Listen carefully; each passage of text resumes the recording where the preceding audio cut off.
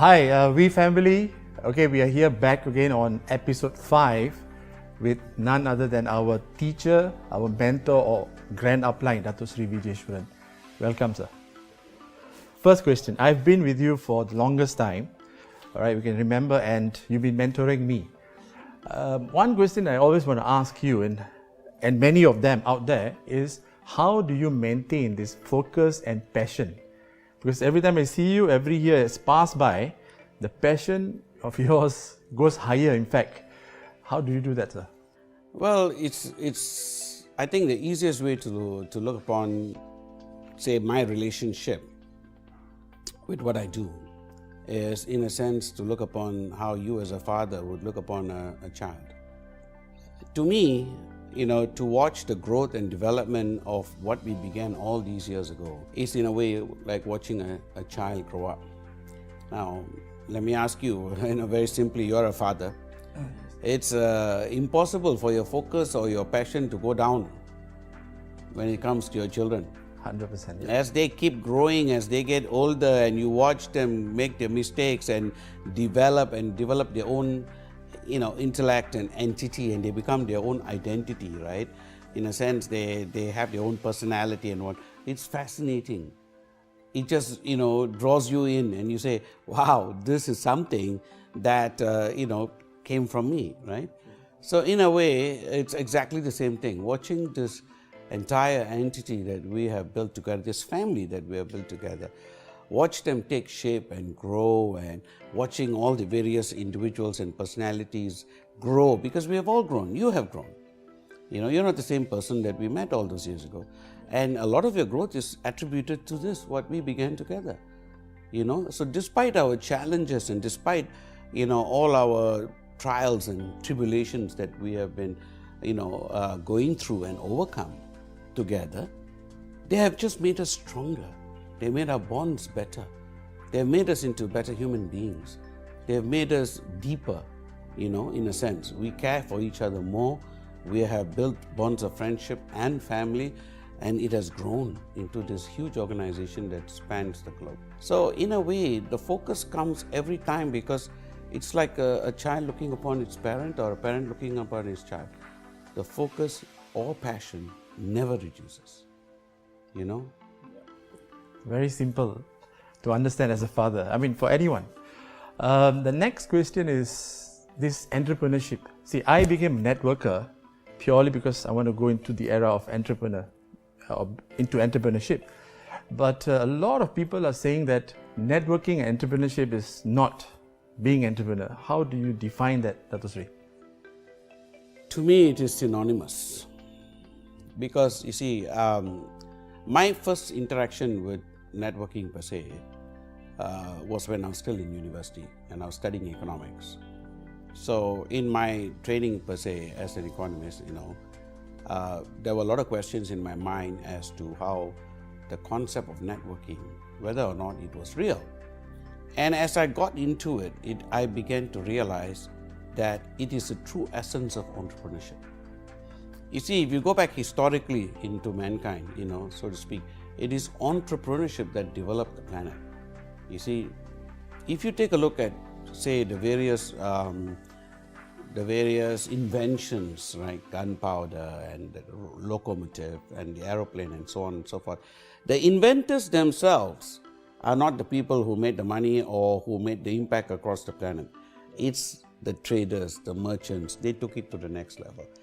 If you take a look at history and the development of empires and development of nations across the world, the Great Silk Route, for instance, that China has now started all over again, is the reason why China grew to be one of the most powerful countries in the world.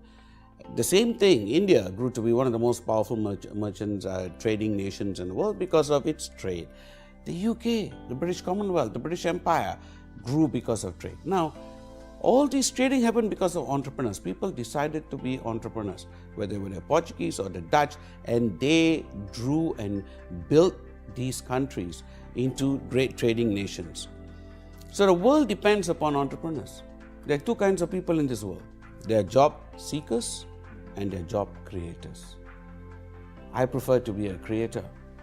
And that's essentially what we are. As entrepreneurs, we create jobs. We basically take people out of the concept of employment per se into where they actually create more employment as well as become self-employed. Not only do they become self-employed, they create employment, you see. And in terms of entrepreneurship, what is entrepreneurship at the end of the day? It essentially means that you're standing on your own feet. Now, regardless of whatever product you are selling, whatever business you are engaged in, whatever activity you are doing, all of that is secondary to the fact that you are ultimately independent. You are ultimately buying, selling, transacting a product across the world, wherever it may be. And as long as there's a buyer and a seller involved, there's entrepreneurship. Are you with me? And that is essentially what we are. We are entrepreneurs. We empower entrepreneurship from day one. It has always been my belief that entrepreneurship has to be our final solution, so to speak. It is our way out of the issues and challenges that we have currently with unemployment all over the world. True. It's a mindset that we have, sadly. We have too many people who are grown up thinking, I have to find a job, I have to find a job. And therefore they come out being job seekers. And sadly, this has become something that has become prevalent among the universities across the world. We have such young, brilliant, intelligent people coming out of these universities with great futures and great potential ahead of them. And what are they brainwashed to do?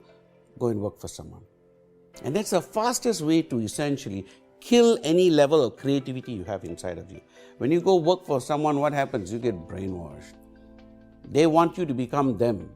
So what happens to the ingenuity that you bring, to that the special plus that you bring in that comes from you? That only comes out in an entrepreneur. So if you take a look at universities in India, universities in the British Commonwealth and so on, they are basically brainwashed into believing I need to go out there and become, somebody's employee.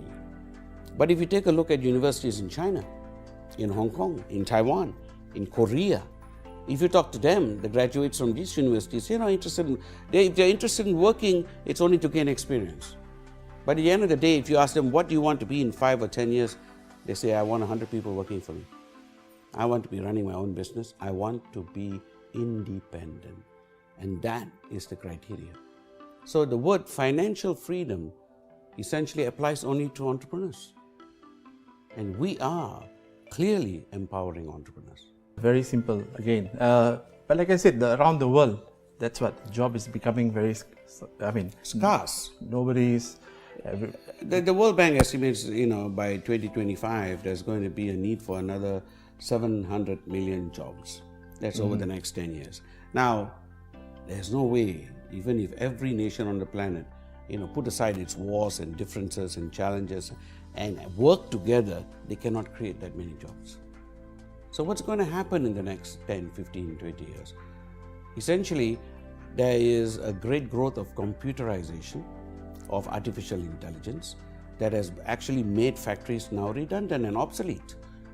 Factories are becoming, from employing 500 people, they can do the same job with 50. Because of the automation, because of the growth in all of the, computer technology and so on and so forth. Hence, AI is going to remove jobs. Our children are basically not going to require driving licenses moving forward. So, this is the future, and that's what's going to be.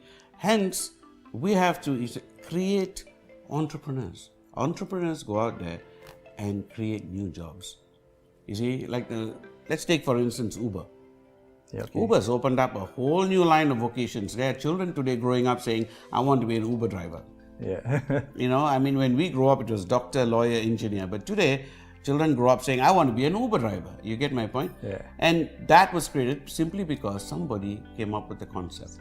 Facebook employs people across the planet, Google, Yahoo, etc. These are all built upon entrepreneurship.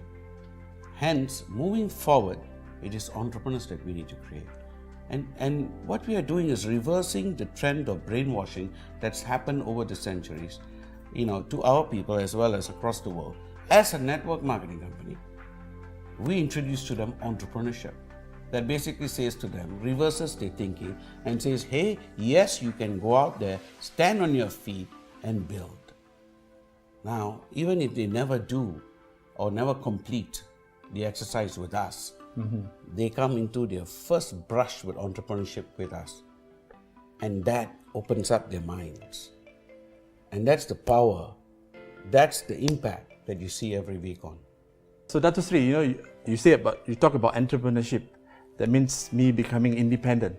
So I remember when you started this company and you went with the philosophy of rhythm, RYTHM, raising yourself. So this is in line with it. Then I'm able to help the next person. So how would you say that's how you thought about it from the beginning? Absolutely. Rhythm is something that is interwoven into everything that we do. Rhythm is broken up, as I always say, rhythm is broken up into two parts.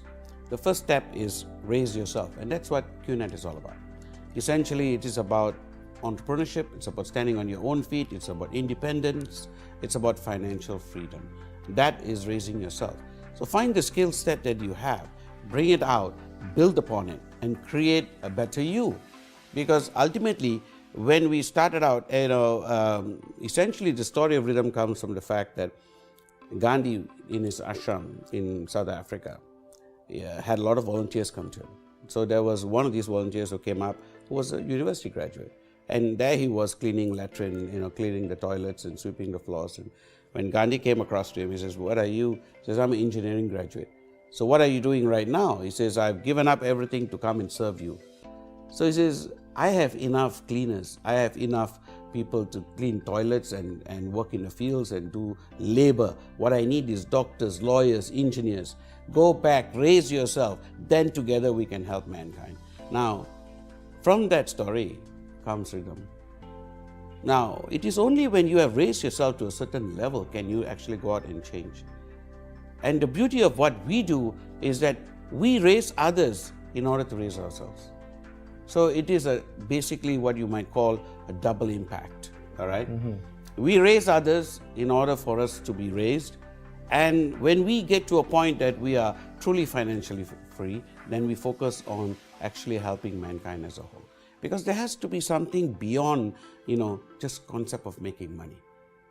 There's nothing wrong with money. Money is a great tool and we need it to achieve a lot of things. However, the legacy that we leave behind, the person that we are, and the impact that we leave in this world, the contribution to mankind, that is ultimately our true legacy. So rhythm is something that we take very seriously, both as a company and also, within the network. It's something that we don't just propagate, we need to live it. Thank you, Dato Sri. I mean, that's the reason actually, the first reason I joined this industry when I came to understand rhythm. There you go, guys. So we are on the right path, being networkers, and that's the journey. So thank you, Dato Sri, again coming here, helping us out, and giving your word of wisdom. And you guys, you saw the passion and the focus. Thank you, Upline.